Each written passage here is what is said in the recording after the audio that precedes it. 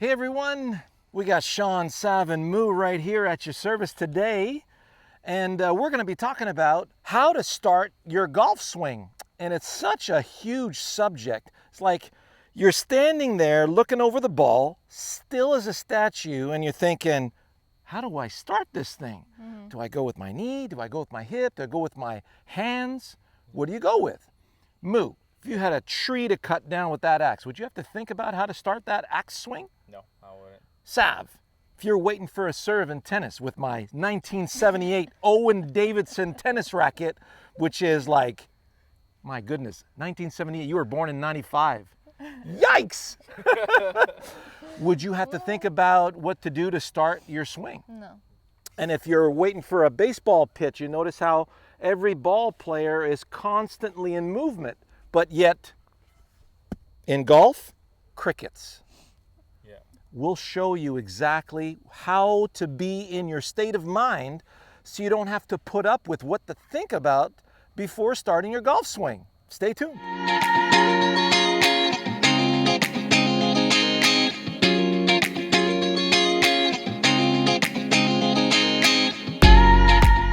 Now, before we begin, of course, you're going to need to click on the subscribe button if you haven't done so already. We'd really appreciate that. And what do we do next? We do a comment. Comment and thumbs up. Yeah, if you have a question, put it down in the comment section. We're glad to answer that. Give us a thumbs up. And Munashe, we need to Hit the bell. hit the bell, baby, right? Because you want to be notified so that when we come up with another video, you don't want to miss us. Come on. Exactly. See you in a bit. Okay, down to business. You are standing over a chip, a pitch, a bunker shot, a drive. You have to already feel like you're in motion. And one of our favorite drills is called the Perpetual Motion Drill. So let's say, Sav, that tennis racket was a sword. You want to use a sword instead? Sure. And you had a bamboo shoot here in front of you. Let me see you swing back and through and slice through it in both directions. You're not thinking about what to start the motion with right now, right? No. Because you're already in perpetual motion. You're already in that action. So if you're getting ready to, I'll give you a nice command here. If that was a nice machete and you're getting ready to slash through that bamboo shoot and you want to use the weight of the machete to do your work, what would that look like? Right? So at address, wouldn't you be like getting ready to give it a good slash? Right now you're kind of in the union, right? You're going, do you really want me to do this again? Huh? I could do better for tennis. You want to do the tennis? So show me how you would wait for a serve in tennis. There you go, a little shimmy, right? Back and through. So why are you moving? So that I can get ready. Because the ball's coming at you so fast, you need to anticipate. You need to anticipate, you need to react. Now, here's the deal. There are two aspects of how we perform tasks in everyday life. If you were a dentist and you're standing over your patient's mouth and you got a drill in your hands, or one of those little hooks there to get rid of the tartar, would you be tap dancing around that mouth? No. No. You're still like a statue because your brain is getting ready to help you perform a very precise manipulation. So when your brain senses you're trying to manipulate the tool to perform your task, it will create stillness. It'll freeze your body. So when you take your phone out of your pocket, you want to, right? Maybe you're a little bit more adept than that. Apple Watch. Apple Watch. All of a sudden, you're going to be still so you can make these fine manipulations to do your digits with, right? Now, Mu, if you had an axe in your hands, Which I do. right? And this was a tree. Yeah. Just so happens. It that just I so already have happens. one. So show me how you would get ready. I'll give you two tasks. One to split the log, Okay. right? There you go. Yeah. So there's your famous over-the-top swing because we're going that way. But if you're cutting down the tree, what would that look like?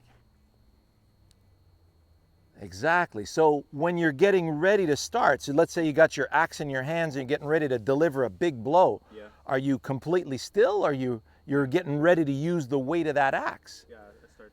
There you go. So you feel how you're heaving the axe into the backswing. Right. So whenever we're getting ready to use weight like that, if I had a sledgehammer and I wanted to do, let's say, a chipping action. Right.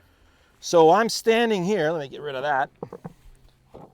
I'm standing here and that sucker's just hanging from my shoulders. I'm gonna put one of these towards you guys. Okay. So I'm gonna use the weight of this sledgehammer to perform the task for me. So then when I come to the ball, if I'm waiting there in stillness, how the heck am I gonna move this thing? It's very difficult to do. Yeah.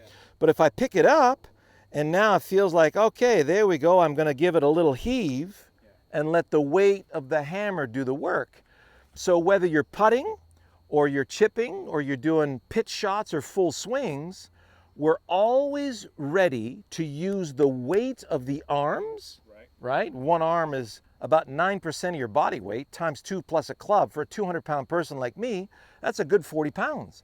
So I got 40 pounds of arms and club that I'm getting ready to, perform my task with. But if, like many of you are saying, yeah, but Shawn, I have a really hard time feeling the weight of my club, right? That's because you're getting ready to manipulate the club to meet something. So if you set up here and you're getting ready to manipulate the club to meet the ball, it's, especially for a guy like you, man, it's like, man, I can't feel this thing, especially when the pressure's on. But if you let it hang from the shoulders, you feel the weight of your arms and club swinging from the shoulders. Right now, I'm feeling the G-forces of this arm club unit tracking. Right. So if I'm getting ready to let that arm club unit track, then all of a sudden my body is reacting to the arm swing. But as soon as I try to manipulate the club to meet the ball, so I'm looking at the ball, I'm gonna make sure I put that very small center of gravity of the golf ball and the small center of gravity of the club face. And I'm getting ready, or center of mass, I should say, and I'm getting ready to place it. The brain says, hey, wait a second, it looks like this is a careful operation, right? So as soon as you start being careful, the brain is gonna really freeze your body, and now you can't move anymore. And that's where, if you look at some of our past videos, we talked about throwing the club, but with the legs, right? To initiate that kinetic chain. So let's do that for a second. Okay. So let's take this sledgehammer, and what I want you to do, let me put something out there. Let me give you a golf ball to throw that with. Okay. So I'm gonna give you a target. Okay. So let me see you heave that hammer over that ball right there.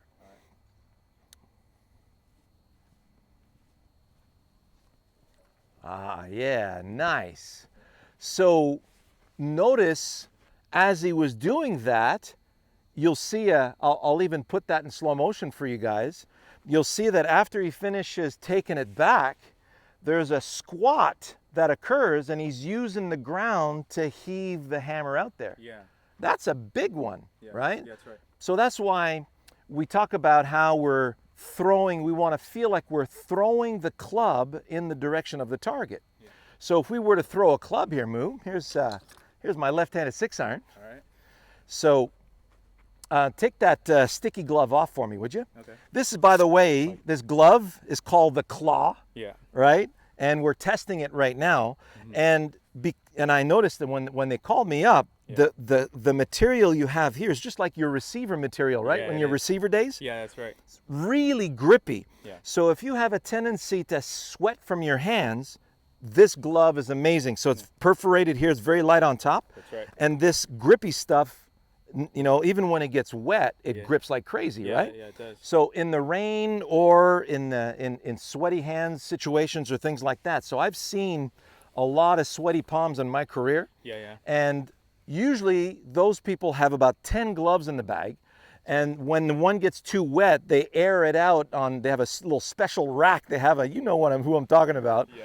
And then they grab another fresh glove and they put that on, and it just gets long in the tooth. Yeah. So you get the claw glove. We'll put the description, the link in the description for you. Right. And we really feel that it's a worthwhile product for those of you who are looking for a lot of durability in the palm, and because it never gets crusty, Yeah, that's right. right? So far, we're really pleased with that glove. You've had that all summer. I mean, look at it, So it's been awesome. right? Yeah. It's been really good. And you can wash it and reuse it again. Exactly. Yeah. So, oh yeah, it is machine washable. Yeah, that's right. How about that? Yeah. All right. So you need me to take it off? Please, Yeah. because that'll be too grippy for throwing a club. It'll just stick in your hands and go backwards. That's right. And Savvy's back there, you know? Yeah. So you see the net over there? Yeah. So toward that net, stay to the left of the hammer you just threw. Okay. Okay? Okay. Yeah. So a little perpetual motion.